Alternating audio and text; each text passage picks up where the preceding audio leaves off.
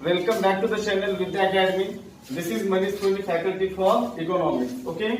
तो आज हम लोग डिस्कस करने वाले हैं features and importance of micro economics. ठीक है, तो इकोनॉमिक्स की सीरीज में सबसे पहले हम लोगों ने व्हाट इज इकोनॉमिक्स का एक लेक्चर अपलोड किया हुआ है. उसके बाद हम लोगों ने पढ़ा था subject matter and scope of micro economics. आज हम लोग डिस्कस करने वाले features and importance of micro economics. ठीक है, तो सबसे पहले हम आज डिस्कस करेंगे फीचर्स ऑफ माइक्रो इकोनॉमिक्स. ठीक है, तो फीचर्स का मीनिंग क्या होता है, माइक्रो इकोनॉमिक्स का मीनिंग, डेफिनेशन, ये सब हम लोगों ने डिस्कस किया हुआ है प्रीवियस लेक्चर में. ठीक है, आज हम सिर्फ बात करने वाले फीचर्स के बारे में. तो फीचर्स का मीनिंग होता क्या है? फीचर्स मतलब होता है विशेषता. ठीक है, तो माइक्रो इकोनॉमिक्स की क्या क्या विशेषताएं हैं, इसके ऊपर आज हम थोड़ा डिस्कशन करेंगे. ठीक है, तो फर्स्ट पॉइंट है आपके सामने स्टडी ऑफ इंडिविजुअल यूनिट. ठीक है, माइक्रो इकोनॉमिक्स में जो हम लोग स्टडी करते हैं वो इंडिविजुअल यूनिट की करते हैं. Like individual unit, individual producer, individual consumer,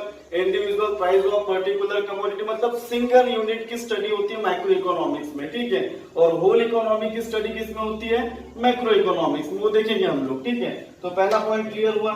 next है प्राइस थ्योरी. ठीक है, माइक्रो इकोनॉमिक्स में हम लोग प्राइस को इंपॉर्टेंस देते हैं. मतलब जब भी कोई प्राइस का हम लोग प्रोडक्शन करते हैं तो जब भी हम किसी प्रोडक्ट का प्रोडक्शन करते हैं तो उसको सेल करने के लिए हमको उसका प्राइस डिसाइड करना होता है. ठीक है, तो प्राइस डिसाइड करने के लिए हमको डिटेल स्टडी की जरूरत होती है, और डिटेल स्टडी कौन ऑफर करता है? Micro economics. ठीक है, तो ये सेकेंड पॉइंट हुआ.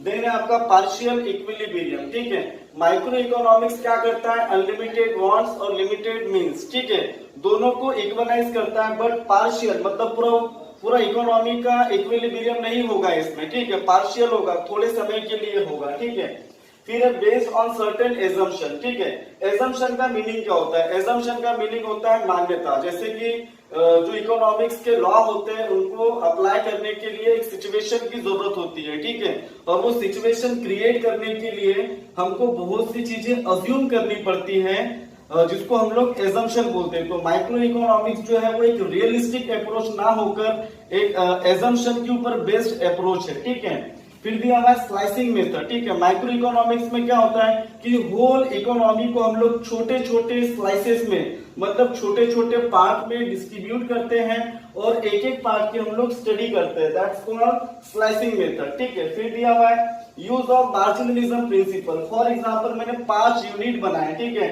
1 2 3 4 5. ठीक है, कि जो 5वें नंबर का यूनिट मैंने प्रोड्यूस किया, इसके ऊपर जो खर्चा होगा, ठीक है, उसको बोलते हैं मार्जिनल कॉस्ट. ठीक है, तो ये मार्जिनलिज्म प्रिंसिपल है जो कि लास्ट यूनिट की स्टडी करता है. ठीक है, जैसे लास्ट यूनिट की स्टडी करेंगे तो आपको पता चल जाएगा कि वो जो बैच ऑफ प्रोडक्शन हुआ था उसमें सभी प्रोडक्ट का क्वालिटी अच्छा है या अच्छा नहीं है. ठीक है, फिर दिया हुआ है एनालिसिस ऑफ मार्केट स्ट्रक्चर. ठीक है, अब आप लोगों ने इसके पहले भी पढ़ा होगा कि मार्केट जो है वो अलग अलग टाइप्स का होता है. जैसे परफेक्ट कंपटीशन पढ़ेंगे हम लोग, मोनोपोली पढ़ेंगे, मोनोपोलिस्टिक कंपटीशन पढ़ेंगे.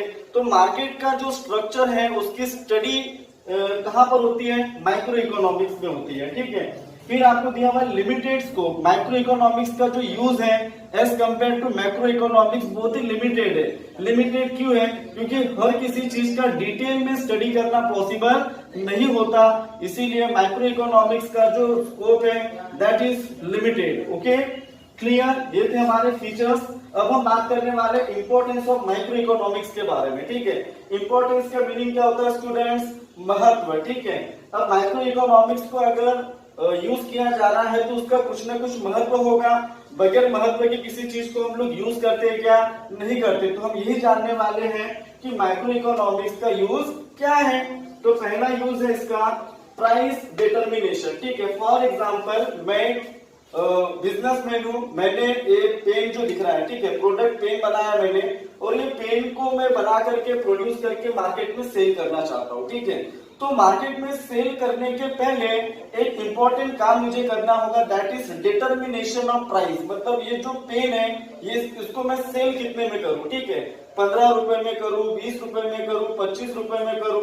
ये जो प्राइस मैं डिसाइड करूंगा ये ऐसे डिसाइड नहीं होगा हमें में. ठीक है, ये इसका प्राइस डिसाइड करने के लिए आपको डिटेल स्टडी की जरूरत होगी, क्योंकि इसका प्राइस डिसाइड करेगा कि आपका बिजनेस सक्सेसफुल होगा या नहीं होगा, ठीक है।